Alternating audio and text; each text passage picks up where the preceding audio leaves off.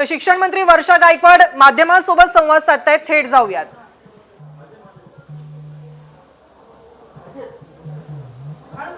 नमस्कार। आपल्या सगळ्यांना माहिती आहे की आपण सगळेजण आज 12वी संदर्भामध्ये मोठ्या प्रमाणामध्ये आज विद्यार्थी वाट बघत आहेत। 12वी संदर्भामधले म्हणजे जी परीक्षा संदर्भामधली माहिती जी होती, म्हणजे आपण सगळेजण जाणता की 23 एप्रिलला आपली 12वीची परीक्षा होणार होती। नंतरच्या काळामध्ये आपण ती पोस्टपोन केली।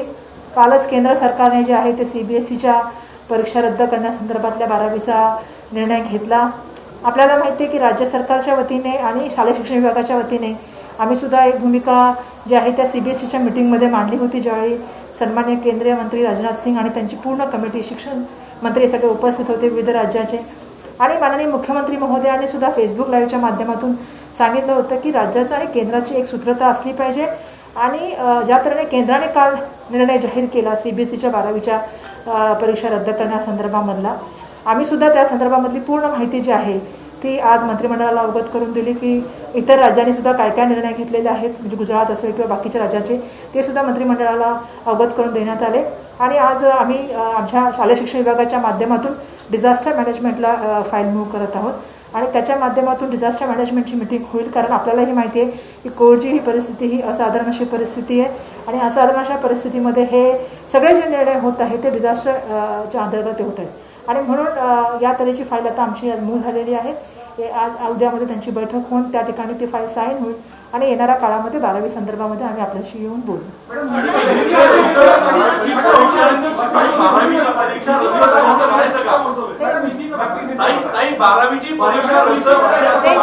मैं बताना चाहती हूँ कि जिस तरह से आप सबको मालूम है कि कोरोना की असाधारण परिस्थिति में जो निर्णय होते आ रहे हैं, और आप सबको मालूम है कि 12th की परीक्षा जो थी वो 23 अप्रैल को होने वाली थी, जिसको हमने मई एंड तक पोस्टपोन किया था।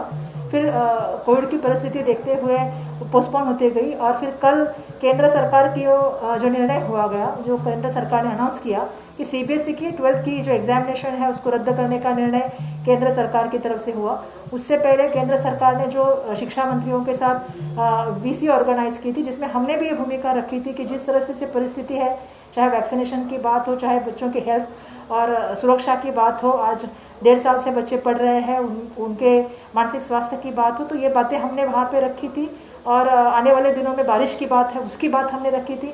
और मुझे कहना पड़ेगा कि केंद्र सरकार की हमारी भूमिका रखने के बाद माननीय मुख्यमंत्री महोदय जी ने भी फेसबुक लाइव के माध्यम से जो है वो केंद्र और राज्य में एक सूत्रता होनी चाहिए और जिस तरह से केंद्र और राज्य एक साथ मिलकर चलनी चाहिए, जो भूमिका उन्होंने कही थी, उसके बाद कल केंद्र सरकार ने, आपको पता है कि CBSE की 12वीं की परीक्षा रद्द करने का निर्णय लिया है। कुछ राज्यों ने आज निर्णय लिया है, उससे पहले कुछ राज्यों ने निर्णय लिया था, तो सब हमने मंत्रिमंडल को अवगत किया गया और शालेय शिक्षण विभाग की तरफ से डिजास्टर मैनेजमेंट के लिए हमने फाइल 12th के लिए मूव की है और यही मुझे लगता है कि 1-2 दिन में उनकी मीटिंग हो जाएगी और आने वाले दिनों में उनका निर्णय हमें प्राप्त होगा। 12वीच्या परीक्षा रद्द झाल्या असं म्हणायचं का? होईल की नाही, काय असं आहे की आपल्यालाही माहिती आहे, मी सर्वसाधारणपणे सुरुवातीपासून सांगते आणि जे मी CBSEला पत्र पण लिहिलेलं आहे किंवा मी जसं सांगितलं की वॅक्सिनेशन असेल किंवा मुलांची आज मानसिकता असेल की मुलं एका ठिकाणी पॅन्डेमिकशी लढत आहे, दुसऱ्या ठिकाणी अभ्यासाचं त्यांच्यावरती दडपण आहे, अशा परिस्थितीमध्ये आमची भूमिका ही आहे की सुरक्षित आणि मुलांसाठी एक चांगलं आरोग्यमय वातावरण निर्माण करणं आणि म्हणून आमची भूमिका तर पहिल्यापासून स्पष्ट आहे, जी आम्ही केंद्राला कळवली आणि म्हणून काल आम्ही त्यांच्या भूमिकेचं स्वागत सुद्धा केलं। त्यामुळे आमची भूमिका स्पष्ट आहे, ती भूमिका आम्ही आज जे आहे ते डिझास्टर मॅनेजमेंटला कळवलेली आहे। त्यांची बैठक होईल कारण प्रोसिजरनुसार, कारण ही परिस्थिती जी बघितली तर असाधारण अशी परिस्थिती आहे, त्यामुळे निर्णय सुद्धा असाधारण असे घ्यावे लागतात आणि म्हणून डिझास्टर मॅनेजमेंटचं एकदा आम्हाला आलं परमिशन की त्यावेळेला मला असं वाटतं की आम्ही ह्या संदर्भामध्ये अनाउन्समेंट करू।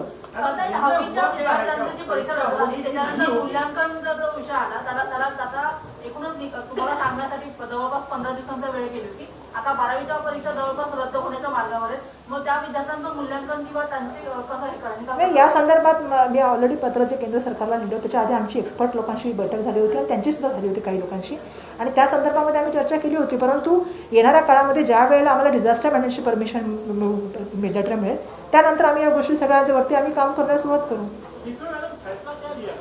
फैसला ये हो गया कि शालेय शिक्षण विभाग की तरफ से हमने प्रस्ताव अभी डिजास्टर मैनेजमेंट को भेजा है, डिजास्टर मैनेजमेंट की तरफ से हमें वो प्रस्ताव को मंजूरी मिलती है। प्रस्ताव तुम्हाला माहिती आहे काय प्रस्ताव आहे? तुम्हाला माहिती आहे की आम्ही या ठिकाणी मुलांची हेल्थ आणि मुलांची सेफ्टी ह्याच गोष्टीवर जात आहोत आणि जी भूमिका आम्ही केंद्र सरकारला मांडली, माननीय मुख्यमंत्री महोदयांनी जी भूमिका मांडली तीच भूमिका आम्ही जाऊन डिझास्टर मॅनेज समोर मांडत आहोत. मॅडम, दहावीचा जो निर्णय तुम्ही घेतला त्याला न्यायालयामध्ये आव्हान दिलं आहे, त्याची सुनावणी पण सुरू आहे.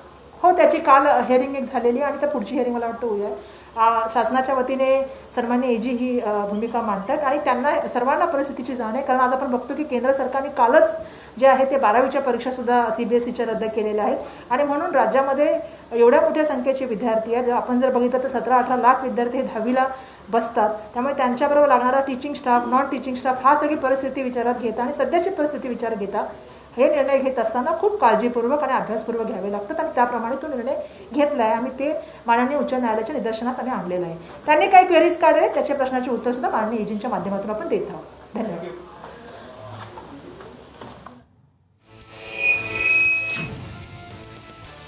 निर्णय